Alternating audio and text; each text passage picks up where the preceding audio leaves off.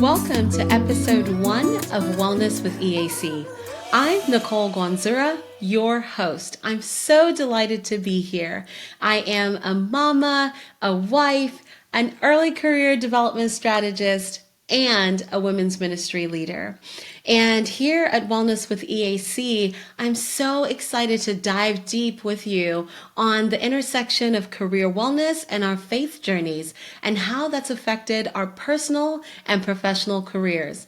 And the good thing is you can listen, you can tune in 20 minutes or less.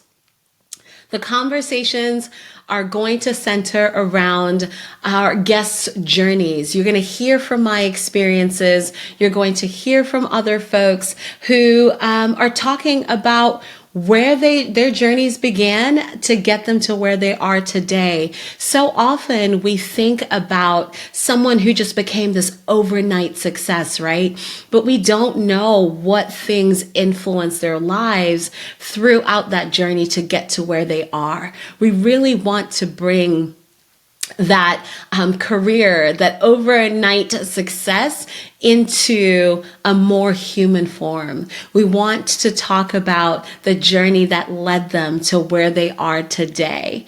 And so the reason why I talk about wellness is because I think of it as multidimensional. On a day-to-day basis, I'm talking to folks specifically about career wellness. We talk about the intersection of professional development, financial literacy, and mental well-being, and how that affects people's journeys from point A to point B. If you're a high schooler, maybe that's affecting your journey from deciding what's next. Is it going to be college next, a career path for you, joining the military? What does that look like? If you are going on the college journey, how are those three components being interwoven to get you ready for your first career? Or second, if you're an early career professional, what does that also look like for your journey in those first 5 years after college? And not forgetting the people who support all of these folks. What does that look like for them as well to support these amazing folks along their journeys while also developing as professionals? So these are the conversations I'm having on a day-to-day basis. And when I was looking at the definition of wellness, Webster's definition of wellness, it defines wellness as the quality or state of being in good health, especially as an actively sought goal. That is what I've always known and heard wellness to be. But when I looked at the NIH's definition, and the NIH is the National Institutes of Health, and they talk about these 8 mutually interdependent dimensions of wellness. And they include physical, intellectual, emotional, social, spiritual, vocational, financial, and environmental. And for me, it was an aha moment because then I realized, okay, there's more to this than what I thought or seen wellness be portrayed to be, right? For me to navigate from moving from a completely different country to settle here in the United States, that was a journey that these dimensions of wellness, some of them were shaken up, some of them were strengthened, but whichever way, a number of them are always in play at the same time. So it had me very curious about, well, what does wellness mean to me? What does it mean in the journeys and conversations of others? And that's part of what we're bringing into this conversation. What does wellness mean to you? How have you seen it defined typically? Is it the same as Webster's definition, or were you leaning more towards NIH's definition? Or did this just blow your mind like it did for me? So that's where we're at today. And I wanted to talk about how we're defining wellness. So now that we've talked about the formal definition of wellness, let's talk about wellness in action, right? I shared with you that on a day-to-day, there are various intersections of wellness I talk about, but also I was thinking about wellness as a community, right? I was born and raised in Harare, Zimbabwe. That is where I am from. I am a bilingual first generation immigrant, and it's a beautiful story. However, it came with its own challenges. For anyone who's ever moved from one country to another, had to adapt to language, had to adapt to different pronunciations. Thank God for my parents that raised my siblings and I bilingual. So I was always able to perfectly communicate in English. However, my brain constantly thinks in two different languages. I am constantly translating different thoughts, and depending on who I'm talking to, ask any of my friends this. They'll tell you if I'm talking to someone who speaks my native language of Shona, I cannot complete a full sentence in one language. I usually speak some version of Shona and English mixed, or Shanglish for fun. I know some people will do that. If you speak Spanish and English, there's a mix of Spanglish. So really, for me, it's been an interesting dynamic to think about coming from another country altogether and then now trying to adjust to a new school system, a new environment, right? We talked about the environmental dimension of wellness, coming into a new environment, even a different social environment. Intellectual dimension was also at play there because I came in as a middle school student and then navigated the American school system from middle school to high school to college or university, depending on what part of the world you're listening from, then graduate school, business school. And for me, it took my village, my community that respected and honored my parents bringing my family to the United States, and then taking over from there. Well, how can we help you navigate the school system? How can we help you figure out how to pay for college, how to decide on where to go, what your options are, what clubs and organizations to get involved in? And that planted a seed for me, and I didn't even know it at the time, that it was important for me to have that village in order to thrive in this new environment, in order to have folks to lean back on when times were tough. I remember almost failing out of grad school, and that was a really, really, really hard time.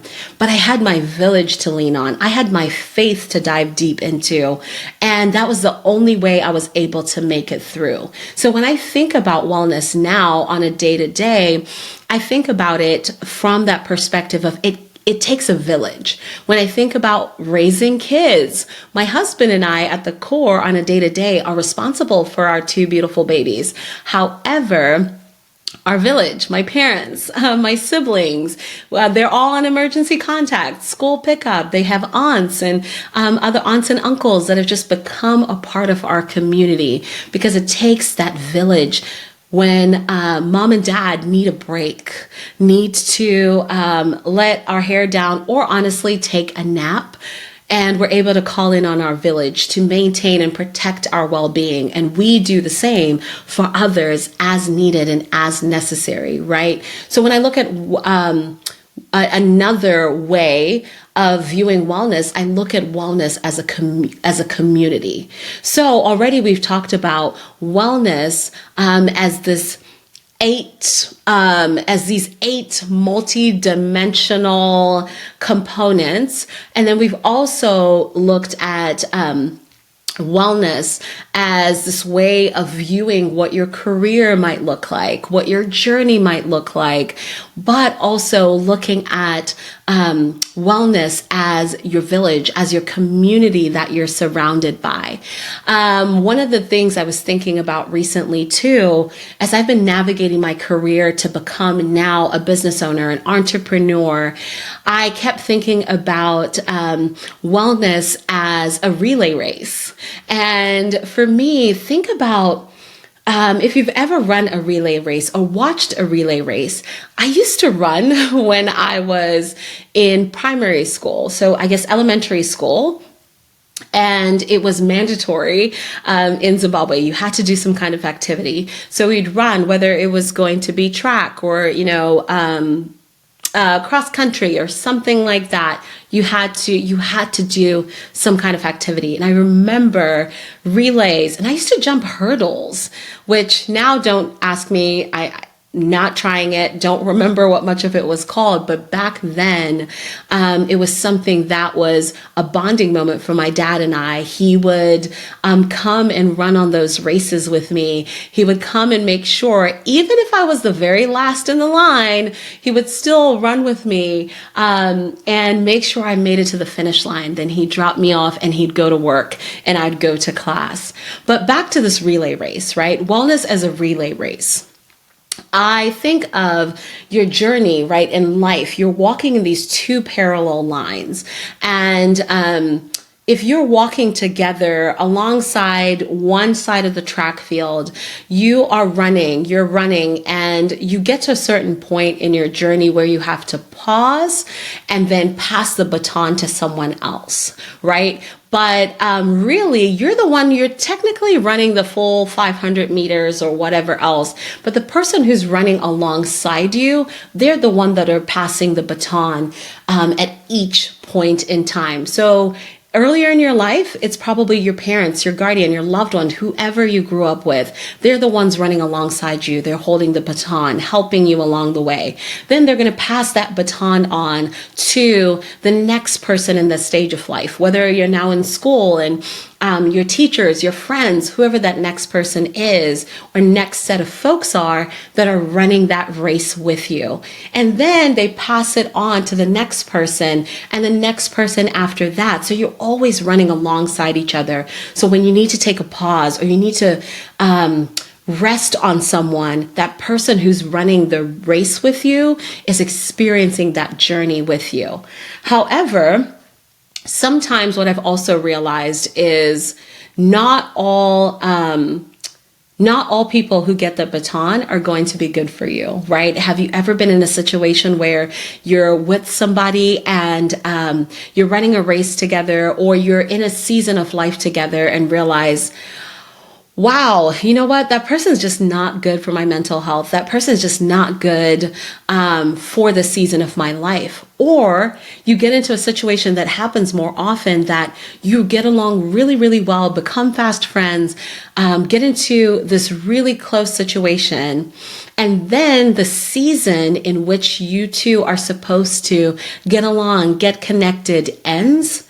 But you don't let go. They don't pass on the baton. You don't encourage them to let it go. You just continue to run and run and run together until something explodes. Somebody burns out of the other person and you realize, wow, I should have let them get off the racetrack a long time ago, before any of this toxicity started to occur or started to happen. So I know that's a little bit of a long-winded example, but that's how I also think about wellness. It's interwoven into every section of your life. So I'm curious to hear from you. Add in the show notes. What does wellness look like for you? How are you defining it? How are you talking about it? How has your professional and personal growth come and developed? How has your professional journey, your personal journey evolved as a result of being mindful of your well-being, being mindful of whatever various components of wellness are supposed to be interwoven in that season of life. So I'd love to hear about that in the notes. I'm excited for the conversations that are going to come from here. I'm excited to learn more and get to know you. And I appreciate you and honor you for allowing me into your ears, or if you're seeing this on video, allowing me to connect with you face to face for a couple of minutes during this time. I can't wait to catch up again next week. I would love to hear your thoughts in the show notes below.